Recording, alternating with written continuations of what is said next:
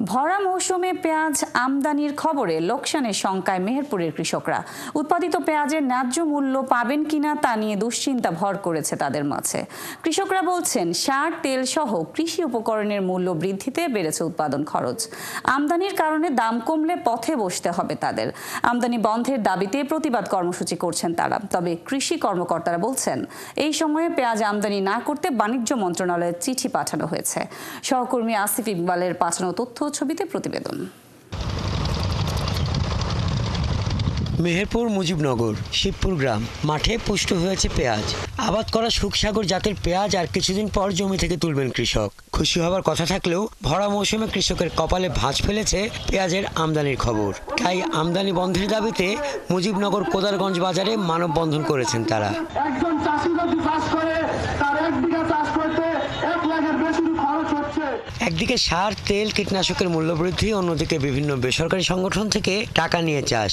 চলতি মৌসুমে 1 কেজি পেঁয়াজ উৎপাদন করতে কৃষকের খরচ হয়েছে 19 টাকা, যা বিঘা প্রতি দাঁড়ায় 70 থেকে 80 হাজার টাকা। আমদানি হলে উৎপাদিত পেঁয়াজের দর কমবে, এতে লোকসানের মুখে পড়তে হবে বলছেন কৃষক। এখন তো আমাদের এলাকা হাজার হাজার চাষি আমরা এই পেঁয়াজ করছি, যথেষ্ট পেঁয়াজ।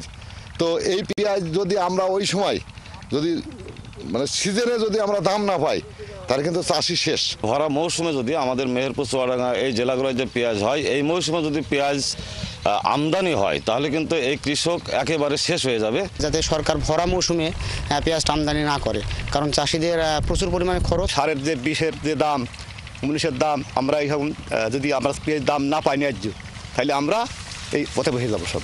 পেঁয়াজ চাষ বেশি বা খরচ বেশি, ধরেন সার মার ঠিক মতো পাওয়া যায় না। যদি দাম পায় তাহলে কিন্তু আমাদের ভালো, আর দাম যদি না পায় তাহলে কিন্তু আমাদের মরণ। ধরেন কৃষি বিভাগ বলছে, ভরা মৌসুমে পেঁয়াজ আমদানি না করতে বাণিজ্য মন্ত্রণালয়ে চিঠি পাঠানো হয়েছে। পাশাপাশি ন্যায্য মূল্য নিশ্চিতে একসাথে পেঁয়াজ উত্তোলন না করে ধাপে ধাপে পেঁয়াজ উত্তোলন করার পরামর্শ দেওয়া হয়েছে কৃষকদের। চাষিদেরকে আমরা পেঁয়াজ একসময় উত্তোলন না করার পরামর্শ দিচ্ছি, ধাপে ধাপে উত্তোলন এবং ধাপে ধাপে বাজারজাতকরণ।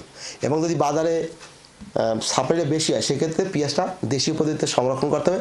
সংরক্ষণ করে যখন উচ্চ মূল্য হবে, বাজার মূল্যটা ভালো পাওয়া যাবে, তখন বাজারজাত করতে হবে। কৃষি সম্প্রসারণ অধিদপ্তরের তথ্য মতে জেলায় এবার 5066 হেক্টর জমিতে পেঁয়াজের আবাদ হয়েছে, যা থেকে 1,22,900 মেট্রিক টন পেঁয়াজ উৎপাদনের সম্ভাবনা রয়েছে। হাসান আহমেদ, 71।